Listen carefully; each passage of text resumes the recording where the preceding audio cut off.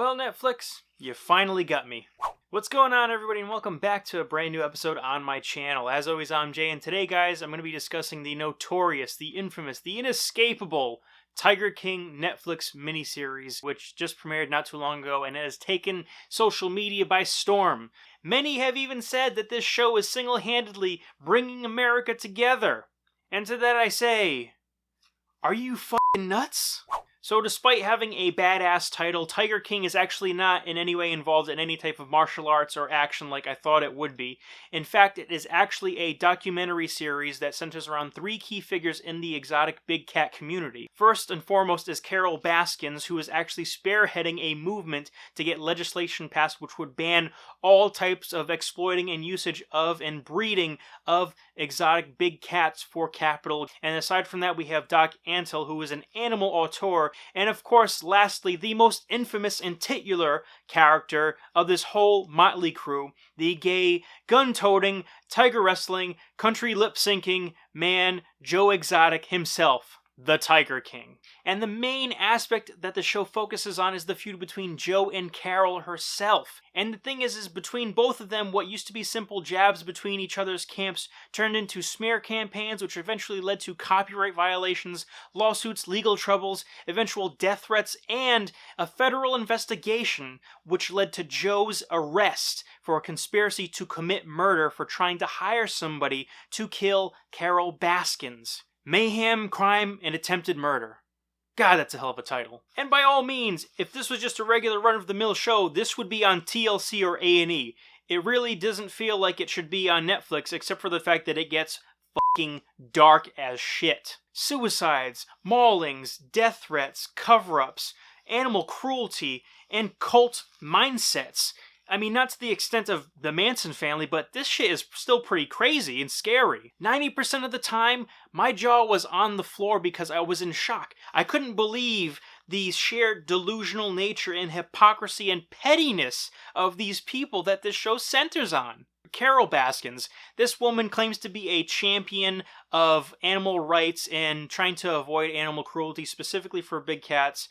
And she's trying to push legislation to ban breeding and kind of exploiting these exotic, animals for capital use. Yet, she actually has a park herself that she runs and literally makes money off of. The only thing she doesn't do, as far as I'm concerned, is actually breed tigers.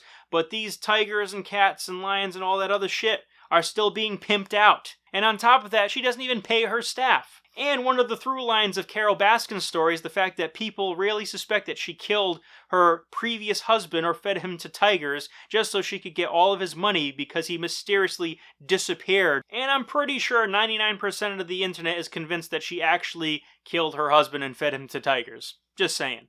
Next we have Joe Exotic. His game was all about making money and being famous. He preferred really doing anything except for actually taking care of his animals. He was always coming up with gimmicks. He was more obsessed with his blood feud between Carole Baskins and him, or freaking the fact that he was trying to be a wannabe country star, which he is clearly lip-syncing to the goddamn songs. When one of his workers got mauled by a tiger and literally had to get their arm amputated, his main concern was, and I quote, "I'm never gonna financially recover from this."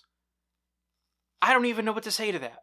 And not only that, but he was suspected of actually causing fires and issues that occurred on his property to make it seem like someone was after him to gain sympathy, but to also supposedly destroy evidence that would have helped to indict him on some of the investigations that were leading to his arrest, and eventually did lead to his arrest, which is mind-blowing. I feel like I'm watching a mafia documentary, but more white trash. And then the cherry on top is that apparently him and his business partners kept on talking about hiring someone and planning on killing Carole Baskins. Honestly, out of the three central figures that are shown in this documentary, of which there's others and everything that they don't focus on too much, Doc Antle seems the most laid back. He's just a dude trying to get laid and show off some tigers and make money and shit. That's all I'm seeing.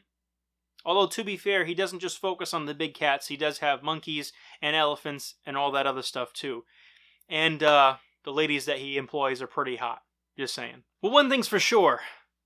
This Tiger King documentary has the strongest meme game, untouchable. Probably will go down in history as the most memeable thing you've ever seen on Netflix, ever. So all in all, guys, if you like polygamy, if you like cruelty to animals, if you like cruelty to humans, if you like fucked up mafia style shit but with white trash components, if you like TLC, A&E, and all these other different Jerry Springer ass documentaries, then you will love Tiger King. And I personally couldn't get enough of it when I was watching it. As trashy as it made me feel and as messed up as a lot of moments were in there, I'd give it a 3 out of 5 stars. And if you're not watching it, you must be under a rock.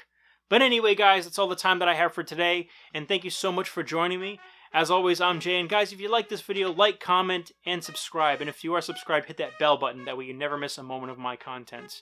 And guys, until next time, as always, take care. Bye.